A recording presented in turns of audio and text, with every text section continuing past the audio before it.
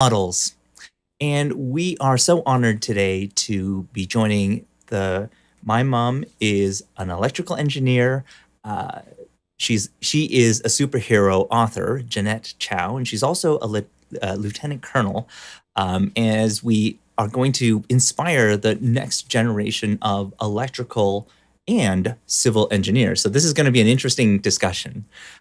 Before I bring her on the stage, actually, maybe I should I'll bring it on. Before I bring it on the stage, I want to say a few things. So, Jeanette Chow is a children's author and an electrical engineer and a mom.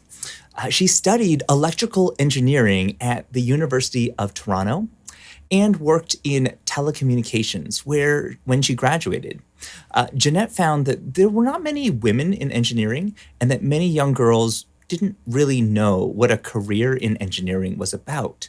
And so many adults, even, they don't even know much about the different types of engineering. So Jeanette decided to write some books for children to show them real moms who were engineers and the kind of work that they do.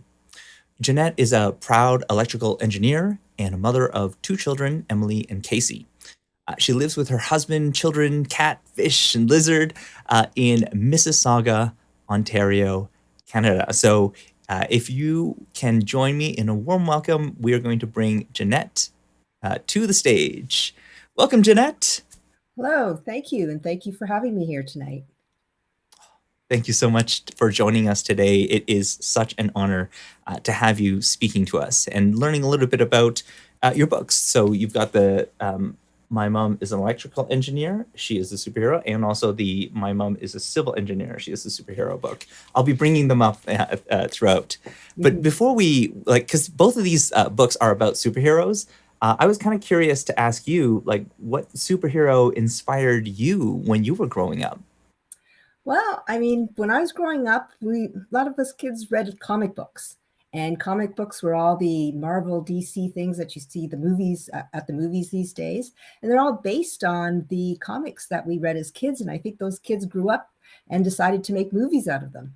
And I used to read about Superman and superheroes, all the different superheroes, and they had special abilities and powers, and they could do things and help, fight against evil, do good. And it was those special abilities that I think kids always wish, oh, wow, I wish I could do something special and have those abilities as well. So I'd say Superman. You, Back when I was, reading those comic books, most of the superheroes were men. You had very, very few superheroes who were women. They did have Supergirl, but it was very much a background, a smaller part. The big hero was really Superman. And I think things have changed these days. When you look at some of the movies, some of uh, the heroines are major players now, which is really good to see. And that's something I'm hoping that we can change the image of women in engineering the same way that it's changing right now through media, through the way they're portrayed, so that girls can see themselves as those role models, not automatically think, well, a super person is a superman, but could also be a superwoman. That's true. That's absolutely true. So, I guess the you're right. Like there wasn't that many back in our time, like superheroes that were women. But I wondered if there were like real life superheroes, like your own parents, your own upbringing, that kind of were inspiration for you to say like how does someone decide like electrical engineer is something that I can do, Mhm. right? Like it felt like you would need a lot of support to make something like that happen. I'm kind of curious about the real life superheroes as well in your own life. Yeah. Well, actually, that's why I decided to make the characters in my book superheroes, because I think people don't realize that well, mothers, for example, they do a lot of things. They do problem solving, and they try to help people, right? They help their families, they help their kids when they're growing up. And that's what engineers do as well. That when they're trying to design something, they're trying to design something that will help people, it better their lives, it helps society. They're creating things that usually are trying to solve a problem, or be something that's very functional. So to me, that's what a superhero is really. It's trying to do good. It's trying to make the world a better place. And I wanted the role model in the books to be a superhero, because moms are superheroes, and they are someone that kids know. if you have a superhero, it might seem too far out of reach. Like a little girl will say, I can't be a superhero. I can't do all these things. But they know that little girls can grow up to be mothers. They have a mother. They see lots of mothers. And if they can say that, hey, these are moms, they're superheroes, it's something attainable to them. And why are they superheroes? Wow, because they can actually help people. And I think that's what I'm trying to do with making them as a role model that way. That's phenomenal. I wanted to say that your own background, like with electrical engineering, involvement in the Canadian artillery as well, like that's phenomenal. Like this is a very like special background, special experience, and I feel like that you did it at a time when most people would never consider those types of careers, and I love how you're inspiring that next generation using the books. And that kind of leads me to what I was thinking next was that's tough, right? Like your background and what you ended up doing is quite unique. Mhm. And we're trying to dive a little bit deeper. Like sometimes when I talk about AI parenting, we're just talking about general parenting advice. And one thing I'm curious about is like what could like parents do to support their kids' interests in things like STEM careers, like tell them that give them the kind of encouragement that might make them consider the possibility that hey, maybe a STEM career would be right for me, especially if you have like daughters or if you have, yeah, if you wanted to inspire them. From your perspective, like what have you found that has been effective? Like what's worked? Well, I think information is a key one, and they've actually done studies on women in engineering, and they've asked why did they get engineering, what made them decide to go into it, and the majority of the girls who did go into engineering was because they knew someone, they had a parent or a relative. It could have been male, but they knew someone who was an engineer. And there's a lot of girls out there who don't have parents who are engineers or know anyone, and so unless they are given that information, they don't consider it. Engineering is considered pretty much a silent profession. So you have a lot of role models in society, like a family will go to, say, an accountant because they need finances done, or they'll go visit a doctor or a lawyer. So those are professions that uh, children are exposed to. But how many children actually know an engineer or have met an engineer? It's not something that families go and visit an engineer. And engineers, unless something major happens, like a bridge falls down or there's a major collapse, then they call in the engineers. But if everything's going fine, no one really thinks about the engineers. But if you look around you, like practically everything around you was created by an engineer. The computer that you're working on right now that we're live streaming were developed by computer engineers. So it's one of Absolutely. those things that I think girls need to have that information to even consider it. And the ones who did go into the profession that didn't have a role model, it was because a guidance counselor suggested that maybe that would be something that would be right for them. Or, it just happens to be like in my case, I happened to grow up reading science fiction, a lot of science fiction. I actually wanted to be an astronaut, but that didn't happen. But that got me into the sciences and getting a love of that. And then because I was in the sciences, and then I had a few male friends who wanted to go into engineering, and that's how I ended up in engineering myself. But I didn't know anything about engineering to begin with. My family wasn't a family of engineers. And also, I didn't really know, even when I first went into my first year of engineering, I picked electrical engineering because I thought, oh, electricity, and I understand that. But I had no idea of all the different disciplines and what they were and what you could do in them. And even today, I think a lot of girls in high school, if you were to really ask them about all the disciplines, they don't know them. And that's what also I'm trying to do with the books. Now I only wrote two to start. It's the electrical engineering and the civil engineering, but my hope is to write several more, and each one on a different discipline, because they are very, very different. And at the back of each of those two books that I have written, I list what some of the others are, like a mechanical engineer, a biomedical Mm. engineer, an aerospace Yeah, engineer. I noticed that you had added those, like all Yes, the different yes, categories. There's so many different types, but it's good to see them like from that perspective of engineers help people. They help people at scale, and if we can have a good understanding of how they help people, then people would be more willing to take it. It's just parents are always explaining things from their own understanding of like what is possible, and they don't see engineers on the daily. They see Mhm. doctors, or maybe they see other Exactly. professionals like accountants more regularly. So they don't really have the same level of appreciation. And I can totally see that as well. It's like we speak from as parents, like from our own experience, which could be Mhm. very limited, especially when it comes to certain STEM careers. If we're not in those fields, like we would never even consider. Mhm. What about like objections? Like I remember even when I was helping out with Technovation, one of the key objections from other parents was don't take STEM related careers because they have like this assumption that you're gonna be like not talking to anybody. It's gonna be like this solo activity. You just be like doing a bunch of like math and computer stuff, and it's not like teamwork based. Like, what would you say to people who had like those kind of objections from the parents, like to the kids? Is there anything we can do to like encourage them, like especially when they're getting false information from the parents? Mhm. Well, actually, engineering, uh, it's different from science. So science deals in theory, right? So it's all theoretical, and they're the ones that tend to stay in labs and work a little bit more in isolation. But engineering is an applied science. So they take the theory and they apply it, and they apply it to create things.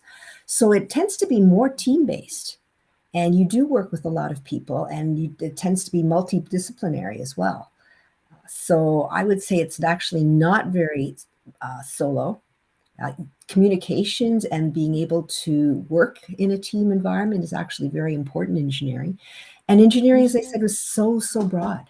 You could be working on aerospace designs, you could be doing computer circuits, you could be developing a robot, mechanicals, you can be doing automotive engineering, right? And developing cars and engines. So it's, uh, it's very broad, and you would have to work with a lot of different people to work on the projects. It's very project oriented.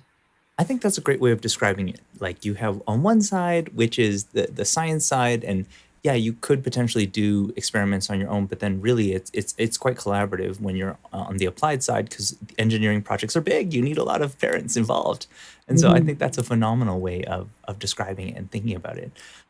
I just wrote in the chat if you guys are like wondering something or if you guys have some comments. I want to like thank all those who are joining us live. We can answer your questions here. I can see we've got some people on Facebook, we've got some people on Twitch. It's great, and we have a couple online on Amazon as well.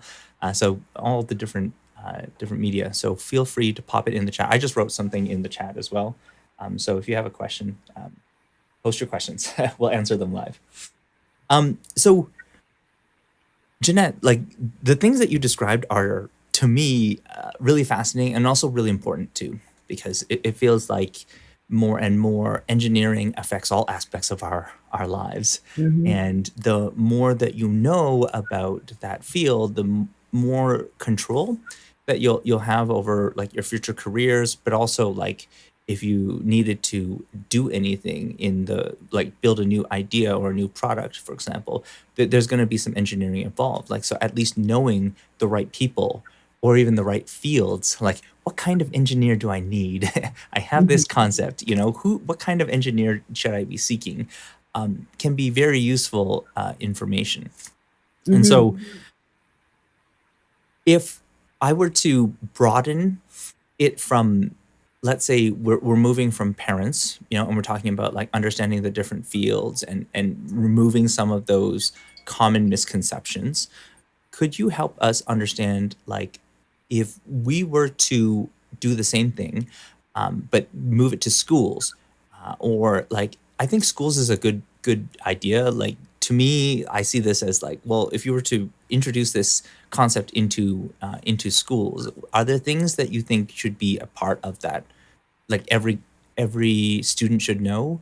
Um, like what would be like a module or some of the core. I'm wondering like what's the fundamentals? What are the things that every girl should know, or every student, let's say, um, before they graduate from say public school? Well, I think the possibilities. I mean, I know for myself, I didn't really know all the different possibilities. It was all the major mainstream um, paths, but the fact that you can branch out so much more and that you can really follow your interests. I look at Elon Musk, for example. He's an engineer, right? And it's the approach that you learn from engineering, which is how to take a problem, how to be analytical, and then take that logical thought process to create something. And that is can be applied to pretty much anything. I mean, that's the basics that you use in all of the engineering disciplines. So I would say in schools, they really need to make it not so intimidating, that it's something that I think um, a lot of girls, especially, and you probably know this because you've been involved in education, that girls are just as strong as boys in math when they're younger. But as they Yeah, get sometimes older, stronger. Yeah. yes, yeah, and as they get older, they start to go away from that and say, "Oh, well, I'm not as good as math," and they don't have the confidence in that. And then if they start to drop those courses, well, then that shuts the door on them, even if they wanted to later on to get into that engineering field. And so it's important for them to encourage them to stay in the maths and the sciences and to realize all the possibilities, that it's not something that's unattainable. And that's why, I wanted, like, my mom is an engineer, right? Is that it's something that they can do, that an ordinary person can do these things. And these, creations, it's not like they were something that you had to be super, I'm making an ordinary person superhero, but you don't have to be like a superhero that you can't be one. You can be a mom. You can be this super person that can create something. I love that because um, really the knowing the possibilities, but also realizing that I think this is the same challenge that happens in school. It's like people learn stuff, but they don't really see the application in the same way. But if they understood it from an engineering perspective, it's like, well, math is kind of cool, but it's like I don't want to go into pure math. That sounds like way too like Yeah. intense for me. But then in the end, like I'm trying to explain to my grade 3 son that everything is math, like in our world of computers, right? Like what you're seeing right now is literally numbers, Mhm. that depict the colors that should go on the screen, and all of this is being transferred. Like computers can't deal with anything except numbers. There's no such thing as letters. There's no such thing as novels and images. Those kind of things. Those are just series of numbers, Mhm. and so helping them understand that no, like these are important because everything is related to math. Sometimes gives them a little bit more also why for their own studies in what they're doing right now to go, yeah, like it's not a waste to like consider it because everything is going to be math based. I see like especially with AI, it's like it's just numbers. It's just trying to like quantify the whole world. And so really your knowledge of math, your data, that math or those information is your kind of like your new vote, and like knowing Mhm. these systems like that are built, the engineering, let's say, of the systems could be the understanding the law in a lot of these. And it doesn't matter what job you do, you're still impacted by it. Like Mhm. it's essentially an AI that decides if you if your stuff gets shown in front of screens or in front of other people's feeds, which is important. Which is important to Yeah, know. and I think what you said there is really kind of the what we're trying to do is to say, here's the end goal. If you want to be able to create this, you've got to stay with the math, and you'll be able to get to that and do the kinds of things you think are really cool to do, like to spend your life doing or creating. But you know, you have to get through that part first, right? You have to stick with the math, and being able to help them visualize what the end goal is will help them get through that. Hmm. Yeah, I love that because we don't often talk. We talk about all the mechanics, right? Like do this, do this, do this, and then you'll reach some kind of result. And we don't go through no, let's start with the result.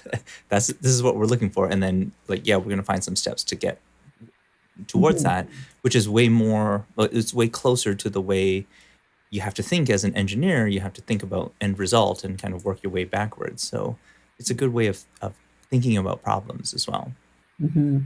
And I think they get discouraged too with math when, they have to go through all these numbers, but it's really, explaining to them that these are the steps so you understand it. But then yes, the computers are going to be doing that all of that. You're not going to have to actually do all those calculations. We're just trying to show you how the basic principles so you understand what the computer's doing after.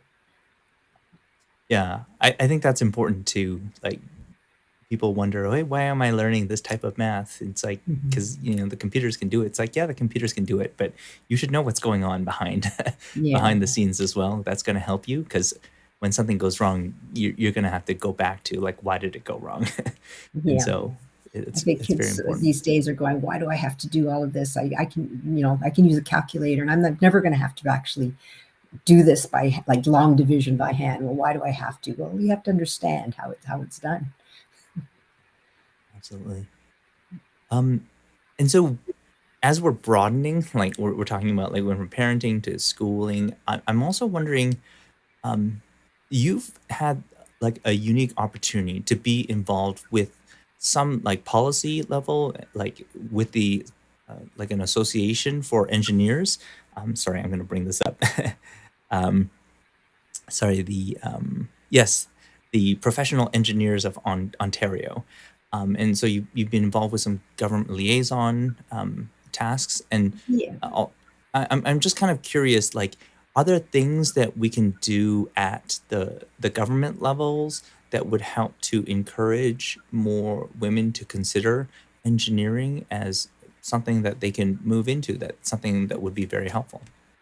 Well, policy, there's curriculum, maybe not at the school level, but some of the policies that I know, like Society of Women Engineers in the States and other places, other countries as well, they try to look at things that will help with work life balance with women in engineering because it tends to be, as I said, very project oriented, very male dominated environments. For example, mining engineering, which they're starting to get more women in. But when women first broke into that, you're going down into mine with all the men and just little things, right? So having the policies that help with the work life balance and making sure that things are equitable. Uh, the in the school side, the curriculum side, policy, government policy, they influence curriculum.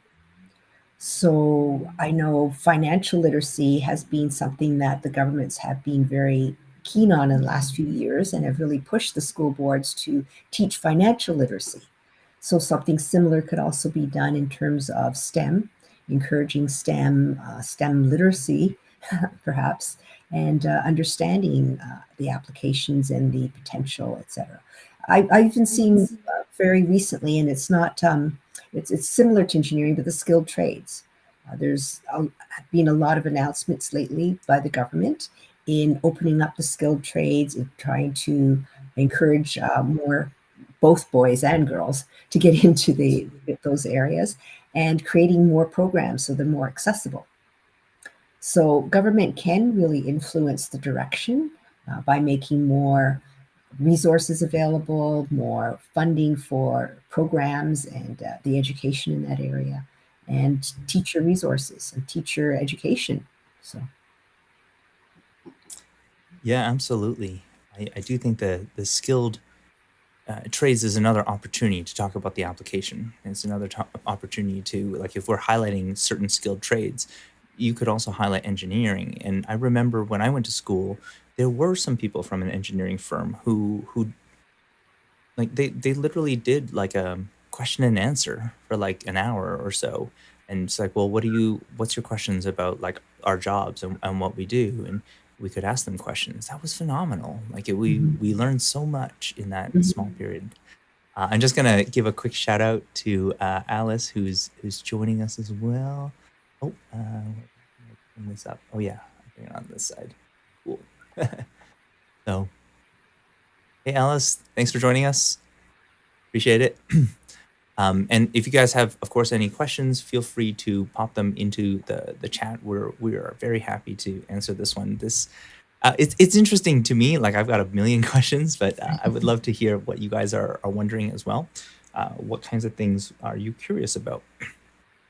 Now, one of the things that you mentioned was kind of the equity side, and I wanted to understand that a little bit more because I feel like there's like two different components about it, right? So there's one of, are women given equal opportunities in the STEM field? Are there things that we can do better in that space?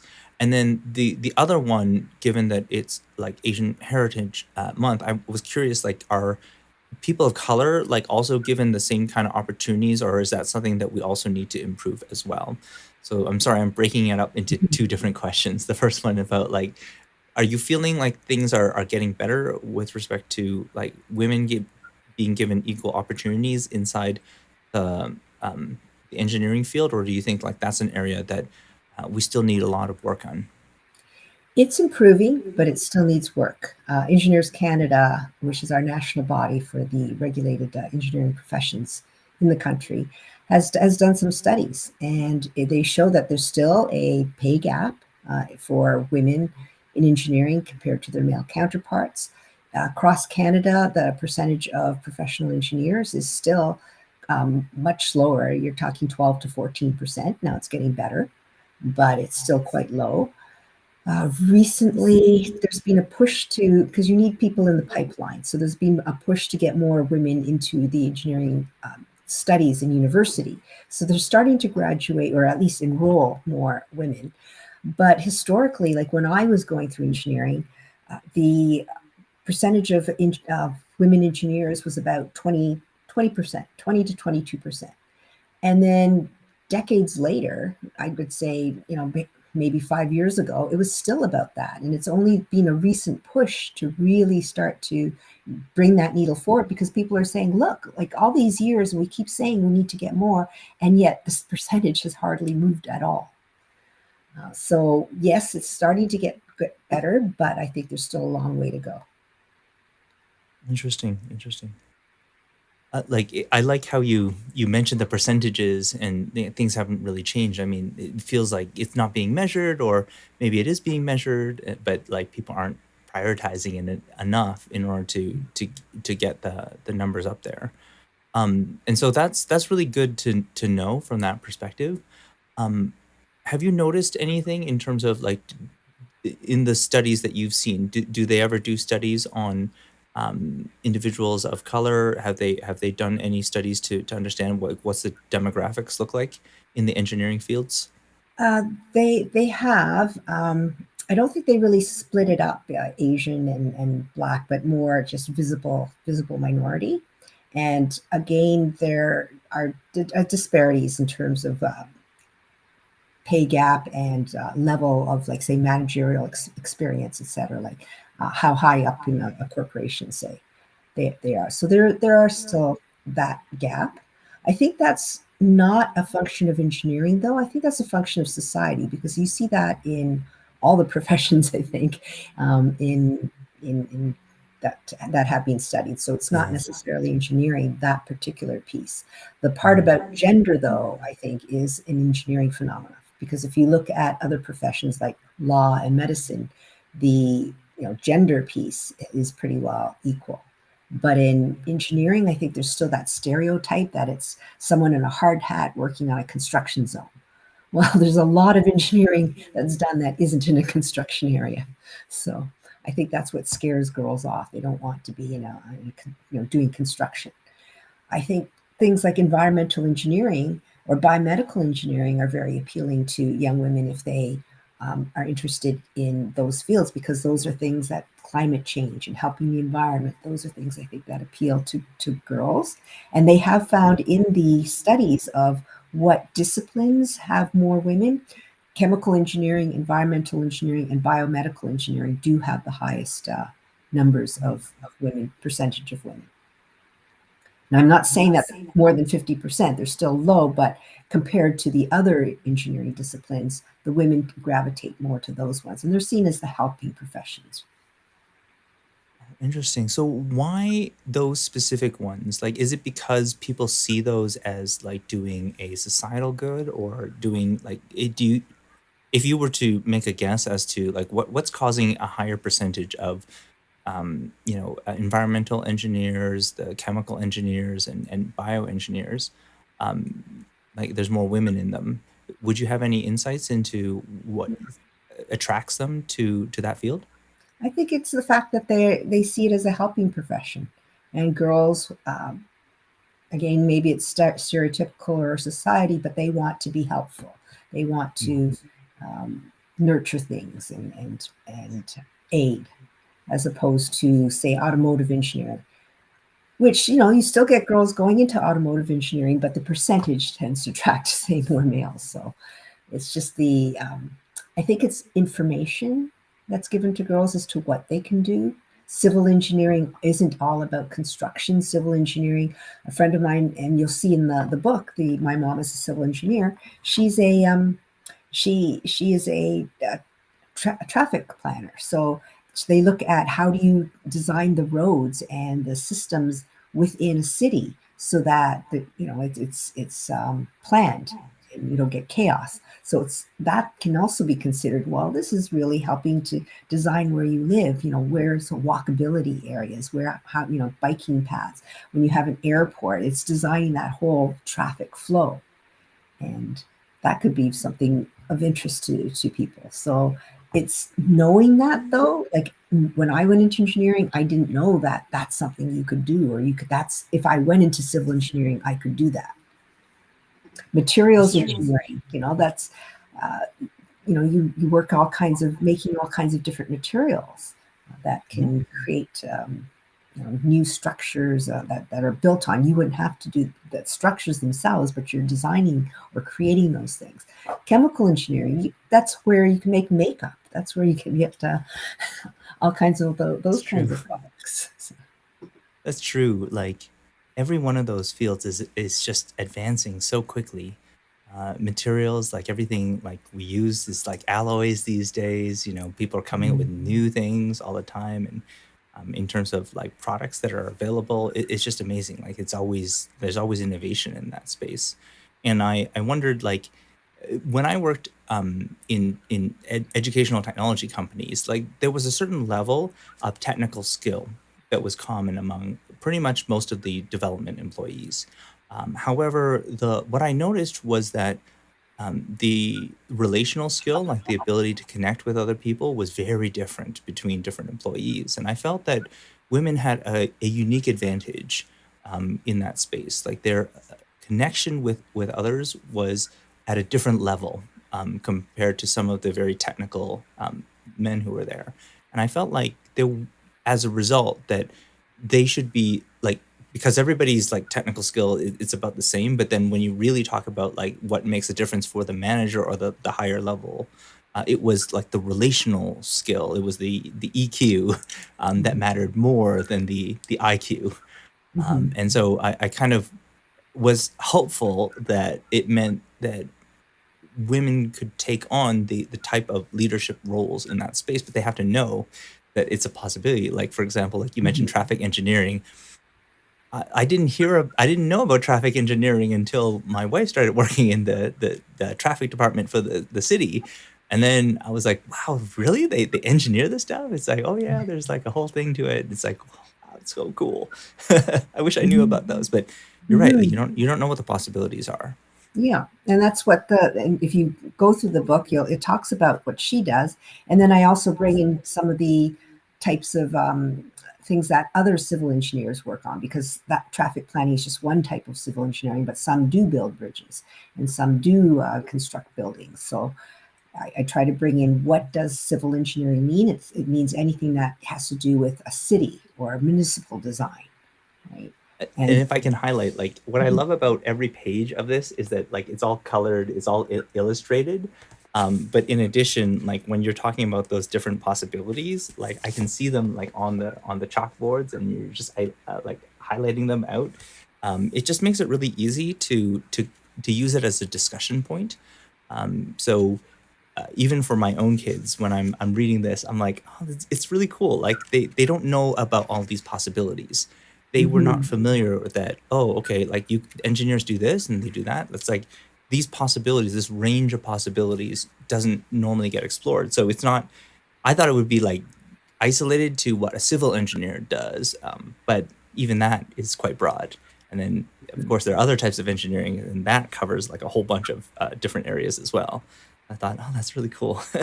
And that's what's The way it's unique about described. these books, because when I did my own little research into them, because I sort of thought myself, well, they have information about disciplines at a higher level for adults, but for kids, when you get a kid's book on engineering, it's all engineers solve problems, or engineers can build a rocket ship, or engineers can do this, but it's very broad. And it was like, well, if anyone told you about a mechanical engineer, do you know what a mechanical engineer does versus an electrical engineer? And when I Googled and I looked on Amazon and Chapters and Indigo and all the different sites, I couldn't find any really specific disciplined information that was geared to young kids.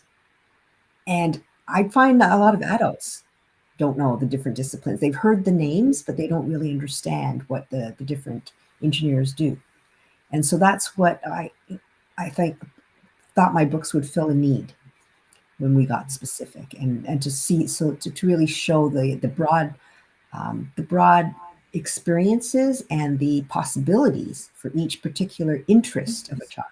So if they were interested in those kinds of things, this is where you can go. And so at a young age, they can direct their energies, like you said before about the math. Well, I want to be able to do that. Therefore, I will need to take these courses so that I can get to, and they know exactly where they're headed, civil engineering versus, say, just broad engineering. Love that, like, because once you can see the, and this is the thing that's often missing, like it relates to what we talked about earlier about having the end kind of in mind. If you Mhm. knew that like that kind of engineering was really cool, then and they were interested in it, you could relate what they're learning today to their end career goal, which would make everything easier. But it feels like, oh, we don't do that. Mhm. We and that's something that I've noticed in education. It's like we're teaching you a bunch of skills, but people don't see the end in mind. But if they did, it would have a big impact on their motivations. Like, actually, this one's really important for engineering, and let me tell you why.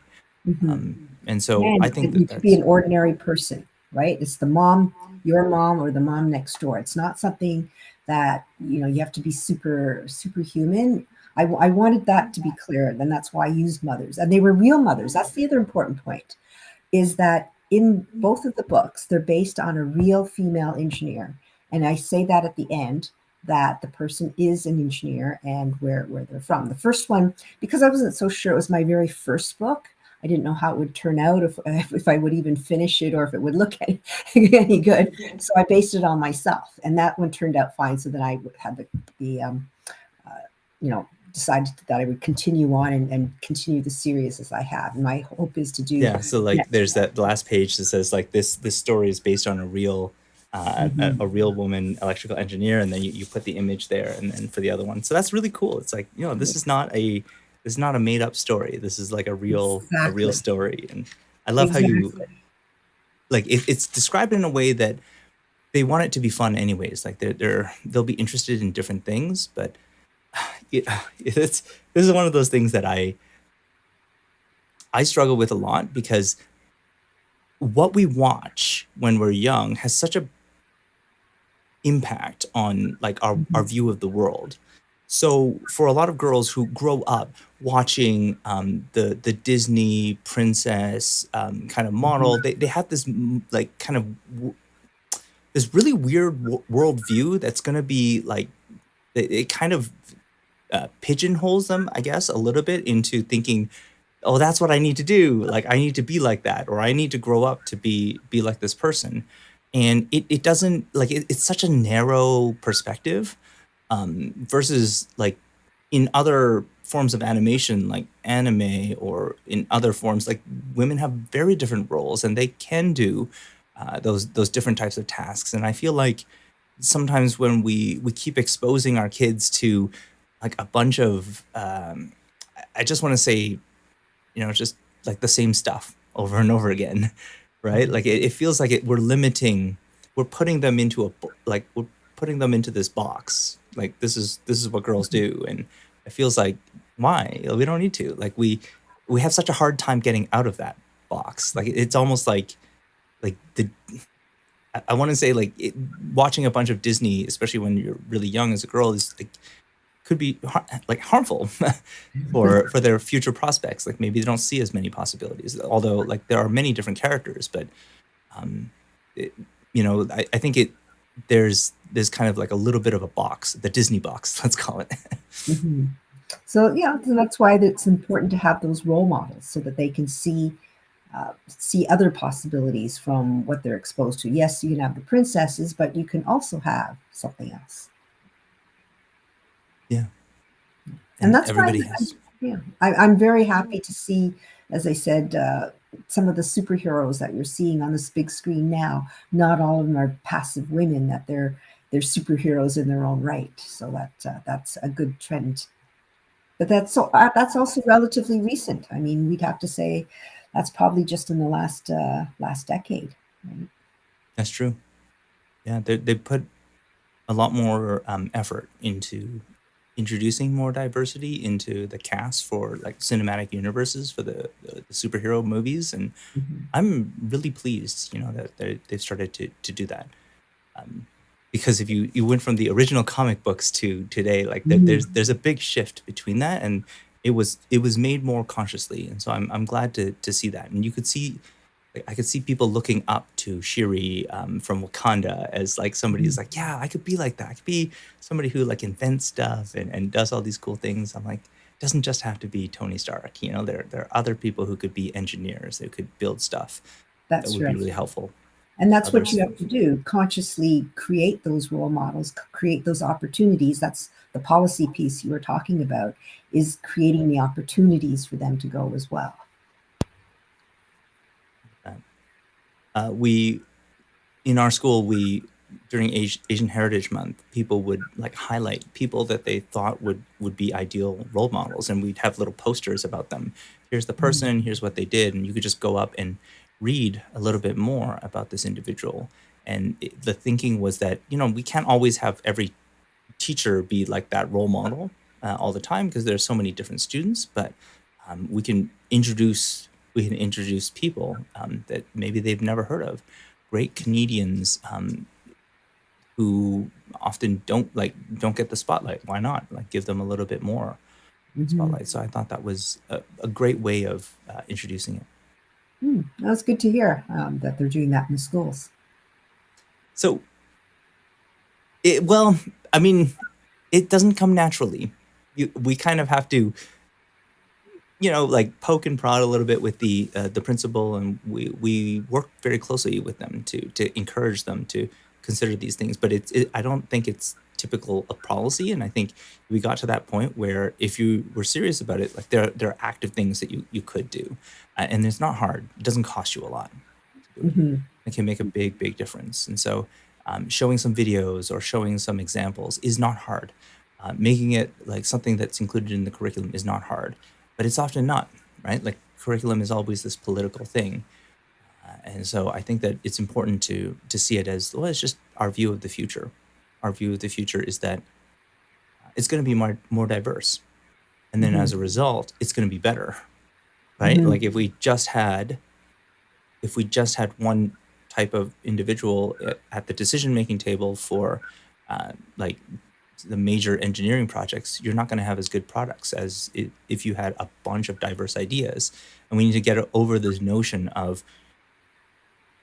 that like those different perspectives, like the what Hmm. we might consider like inexperience or doesn't fit with the mold of what they're looking for is good. Right. And the more that we have, the better, the more diverse the ideas, the better the ultimate decisions that we're going to make, and the better the products that we're going to make as well. Hmm. Yes, definitely. Having that perspective, like a lot of times, say if male engineers are designing something, they might not have really thought of something that a female engineer having different uses or different experiences will say, well, you really need to take this into account. And I that's love that. happened in a lot of engineering design. What do you mean, like in a lot? Can you tell me some examples? I'm trying to remember one where, something was designed. It was a wearable device, and it was designed by the males. But then when the woman put it on, she said, "No, you're this is not good for the female body type, and so you have to modify it. You can't just make it this way." Okay. Yeah, I could totally see that, right? Like the different dynamics and everything. If you don't consider those kinds of things, it's like Mhm. you end up making a lot of really dumb mistakes, and it seems really obvious after the fact, but you Mhm. don't know until you have people who are Yeah, it part of didn't that occur to decision. them, right? Yeah, it didn't occur to them when they just designed it, and it wasn't until the woman engineer said, "Well, then they realized afterwards. Yeah, it makes me think that writing uh, like you know how there's like men who write women in stories is kind of like the same thing as like engineers, men who design like products for women. You run Mhm, into the same mistakes, right? Like you mhm. kind of go like that is not how things work at all. That is Yeah. not how like a woman would actually describe it. It's like it's the same way with products. You can tell, like Mhm. you wouldn't even need to know who was the engineer who designed it. You're like clearly guys. Yeah, yeah, Yeah. yeah. So that's really cool. I really appreciate your time, Jeanette. And of course, like there might be some others who will ask questions kind of afterwards. But in the meantime, if people want to get in contact with you, um, like first of all, I'll mention that, and this is probably like pretty clear, but uh, like the books are available. Can you see that? Yeah. My mom is in engineer books. They're available on Amazon, so you can just take a look at them there. And so just search "My mom is an electrical engineer" or "My mom is a civil engineer." I found that like that brings them up to basically the top. So these are like two really great. Like I see them as like really great gifts, and see them also as really good resource if you have kids. Yeah. Now, if people want to learn more, they Mhm. want to get in contact with you. They want to like what would you recommend? What's the best way for them to get in contact? Well, I also have a website, and it's just my name, www.jeannettechow.com. Okay. On the website, there's a bit of information about me. There's a contact me as well, so you can send a message. And there's also, you can order the books.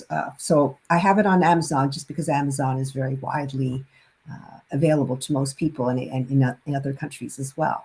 However, you can order directly from me on the website as well, and I can get the books to you through that. I also Oh, that's so am able cool. to do a discount on my website because through Amazon, the books are $10 each, but Amazon sells them individually. But on the website, if you buy the set as a package of two, there's a discount. And I'm not able to Oh, do that on Amazon. I should have done that. I want to say hi to Radha, who is joining us on Amazon. Thanks for joining us. We appreciate that. And yeah, like I am so thankful to have you sharing with us today. I know that sometimes when we are trying to share our story, we're trying to let others know. It is very hard. Like as a parent, it's like, well, so and so. Like you have to go through your network and you point to somebody, but you don't really know what they do. And so having something like tangible, it's illustrated, it's something that like the kids will want to read is such a powerful resource, especially when it's just like mostly just images. It's very easy to share it, and you can read it with them, or they can read it. I see it as great. Do you see this like mostly?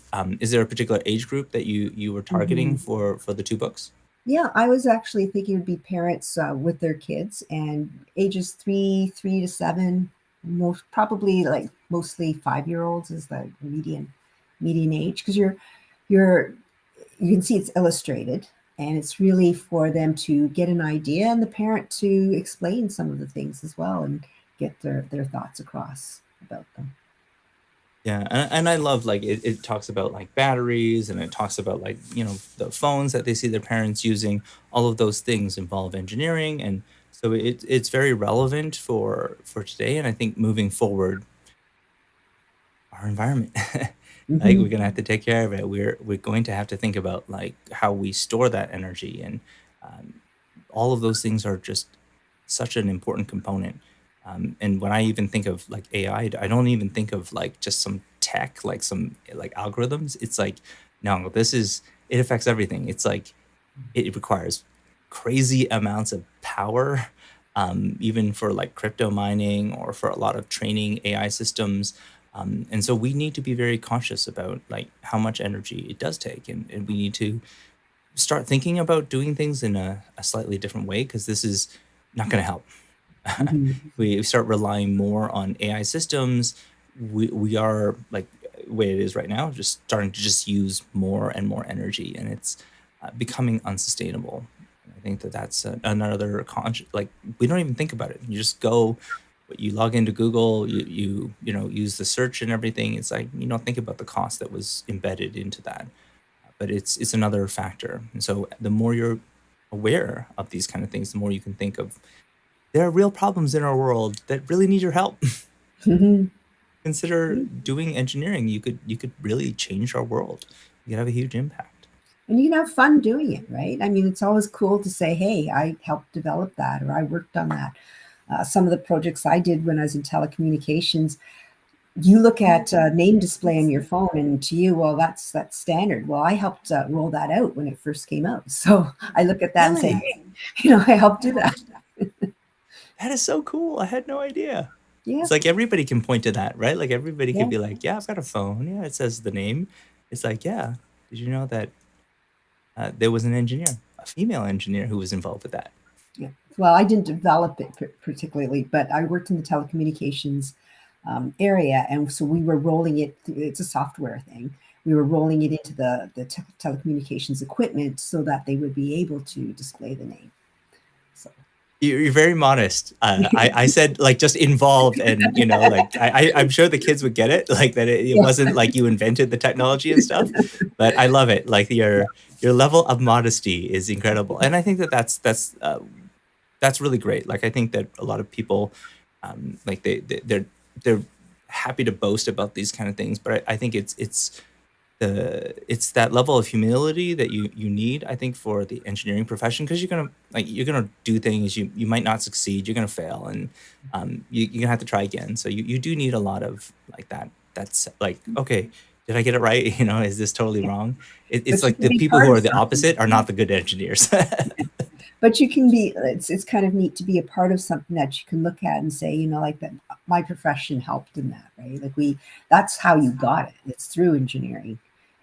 That those things were developed, and it's part of everyday life now. Remember, I said engineers are the silent profession. We're the everyday heroes. Practically everything that you look at in your room, just look around.